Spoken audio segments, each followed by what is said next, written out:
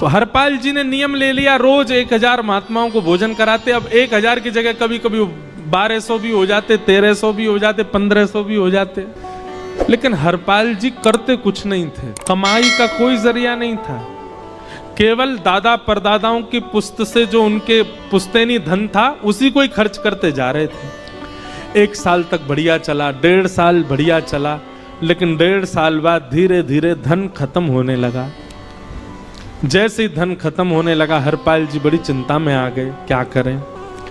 पत्नी को नहीं बताते थे, क्यों बोले इससे तो शर्त लगी, इसको क्यों बताऊं अपना दुख, इससे तो शर्त मेरी यही शर्त थी कि रोज 1000 संतों को भोजन कराना। तो हरपाल जी ने बाहर जाते और दुकानदारों के यहाँ से जाकर के कर्जा लेने लगे। वो पुराने संपन्न थे तो किसी ने कर्जा देने से मना भी नहीं किया, सब देने लगे, बोले ले जा। इतना कर्जा कर लिया, 6-7 महीने तक कर्जे में भी उनके संत सेवा बंद नहीं हुई।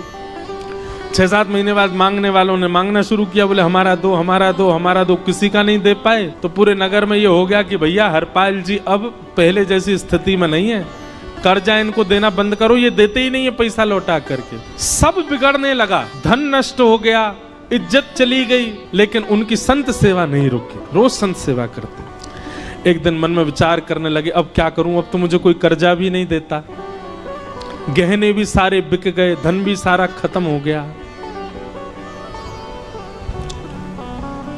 तो हरपाल जी ने मन बनाया कि मैं चोरी करूंगा, और चोरी करके ठाकुर जी, आप लोग मत करना ऐसा, चोरी करूंगा। हरपाल जी चोरी करने जाने लगे। लेकिन हरपाल जी का नियम था कि वो किसी के धन की चोरी नहीं करते थे। संपन्न लोगों के घर में जाते थे और उनकी रसोई घर की सामग्री चुरा लाते थे, चीनी, दाल, आटा, चावल, मूंग, नमक, मिर्च, ताकि भंडारा हो जाए सुबह। इस प्रकार महाराज चोरी होने लगी। एक घर की हुई, 2 घर, अब तो हल्ला होने लगा, बोले कि घरों की सामान, राशन चोरी हो जाता है।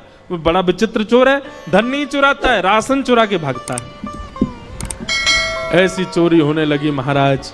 अब तो लोगों ने अपने अपने घरों में पहरेदारी शुरू कर दी कि चोरी ना हो। तो हरपाल जी को और दिक्कत होने लगी, क्या करें, कैसे करें। धीरे धीरे हरपाल जी इस स्थिति में आ गए कि अब संपन्न लोगों के यहाँ उन लोगों को ढूंढते जो ना कभी संत सेवा करते, ना वैष्णव सेवा करते, और उन लोगों के यहाँ जाकर के थोड़ा बहुत धन चुरा लेते, स्वर्ण चुरा लेते।